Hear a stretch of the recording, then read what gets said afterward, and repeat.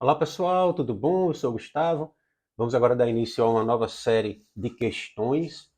A gente fez as questões de catalogação, tem mais de 30 vídeos disponíveis aí nos destaques, tá? Dos stories. Então, se você ainda não viu, veja lá. Pode ir também direto nos rios e ver, né, na galeria os vídeos disponíveis. Tá? E agora a gente vai começar uma nova série sobre linguagens documentárias, tá? Que foi o mais votado.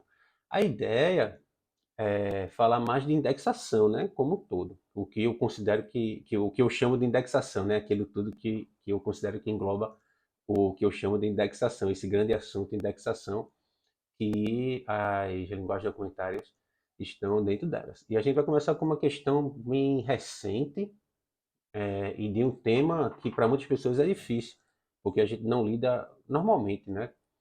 Que são as ontologias. E essa questão também é uma questão que pode ser resolvida através dos sinais do que eu chamo de errômetro, né? O errômetro é um instrumento que eu desenvolvi que fala para a gente quais os sinais estão mais fortes para cada afirmativa, de modo que a gente possa, com mais segurança, dizer que aquela afirmativa está errada ou certa. Tá? Então, se a gente considera que ela tem muitos sinais, as chances dela estar errada são muito grandes também, então a gente já pode eliminar com mais segurança. Tá? Isso faz parte do curso Identificando Afirmativas Erradas, que está disponível lá no Hotmart e em breve eu vou fazer uma divulgação melhor dele. Tá? Com outros projetos aí também aguardem. Certo? Nota que essa questão ela não tem uma pergunta, ela não tem um comando. Ela tem apenas um enunciado simples. Acerca das ontologias, é correto afirmar que, de modo que o candidato precisa ler afirmativa por afirmativa, tá? E isso cansa, tá? Nunca esqueçam, uma prova de concurso, ela não está avaliando somente o seu conhecimento, está avaliando também a sua resiliência, a sua paciência, sua capacidade de resolver problemas, mesmo quando você não está muito certo deles. É por isso que existem questões que são propositadamente muito difíceis, quase fugindo do texto, porque a seleção não deve ser feita somente com base no conhecimento, tá? Também se deve avaliar características psicológicas, digamos assim, de cada pessoa, né? Então, é por isso que as provas elas são assim, elas têm questões assim também, não é por acaso, tá? Então aí a gente vai ter que ler afirmativa por afirmativa. A primeira afirmativa diz assim: são uma lista estruturada de termos associados e empregada por analistas de informação e indexadores para descrever um documento com a desejada especificidade, em nível de entrada e para permitir aos pesquisadores a recuperação da informação que procuram.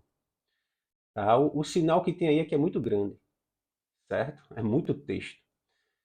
E então a gente já desconfia disso. E o segundo é que trata de ontologias como se fosse uma lista estruturada de termos associados, tá? O que não é o caso da ontologia.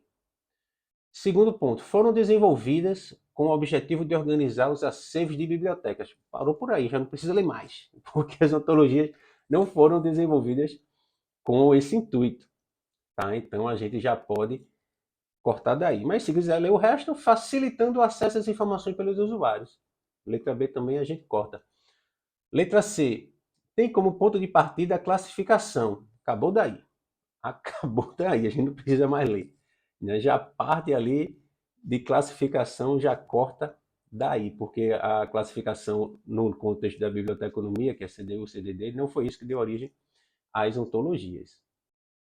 Na letra D, tem assim, são estruturas consolidadas e padronizadas por normas internacionais, como a ISO 27788, ISO 5964 e a ANSI/ISO Z39.19/2003. Tem nada a ver, galera. Tem nada a ver com nada aí. A ontologia também não tem nada a ver com isso. Só resta mesmo a letra E, né? Que é a mais adequada, né? E que é a única que faz realmente sentido aí. E ela diz que são mais que as linguagens documentárias, né? e que trabalha por meio de regras e inferências. As ontologias, elas são utilizadas, por exemplo, na inteligência artificial, né? E eu sempre falo isso, em 2005 para 2006, quando eu fiz uma especialização, a minha primeira formação acadêmica, pós-graduação, melhor dizendo, eu fiz um trabalho de chatbot com inteligência artificial e o diferencial foi justamente uma ontologia, né, que a gente desenvolveu para um chatbot de serviço de referência. Tá? Então, ontologias elas têm uma função grande aí, porque ela trabalha com esse sentido, ela faz a máquina tipo pensar, ou simular um pensamento, melhor dizendo. Beleza? Espero que vocês tenham gostado. Aprendam ontologias, apesar de ser uma coisa muito difícil a princípio, é simples e a abordagem dos concursos de biblioteconomia para ontologias também é simples e cai pouco, tá? Não aparece tanto assim, certo? Por isso que a gente não pode perder uma questão de ontologia.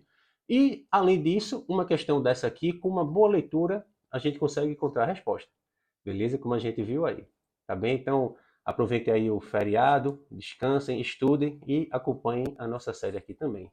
Valeu!